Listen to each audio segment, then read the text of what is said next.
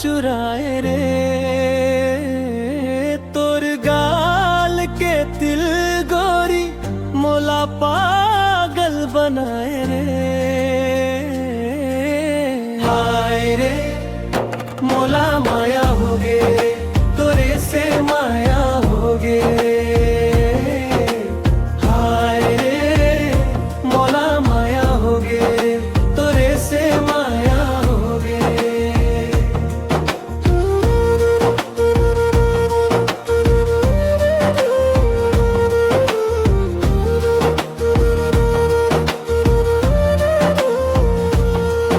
जब ले देखे मतोला मन मोर डोल गे, सपना माघलो तोरे सुरता घोल गे।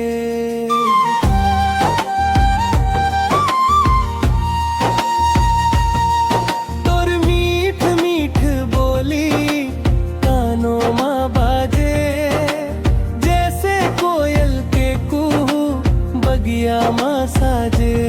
तोर बिन अब जीना मोला मुश्किल लागे रे।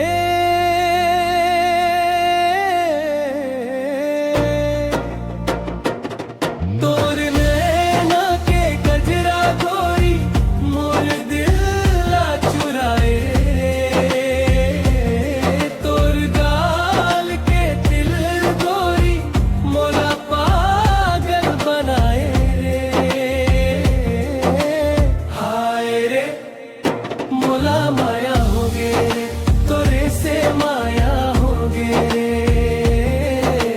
हाय रे मोला माया हो गे, तोरे से माया हो गे।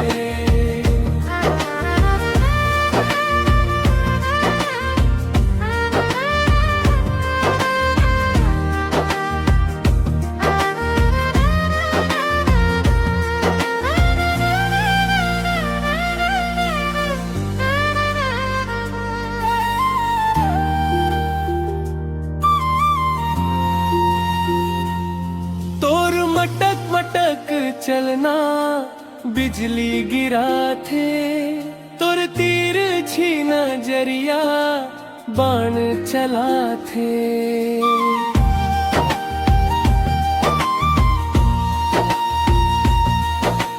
सबो सखी मनमा ते हंस सबले सुघर, मोर मन के रानी ते हंस सबले ऊपर।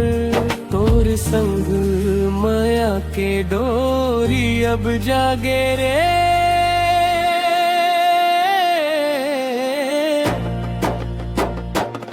तोर नैना के गजरा गोरी मोर दिल ला चुराए रे, तोर गाल के तिल गोरी मोला पागल बनाए रे। हाय रे मोला माया हो गे, तोरे से माया हो गे। हाय रे मोला माया हो गे, तोरे से माया हो गे। हो तोरे से माया हो गे रे।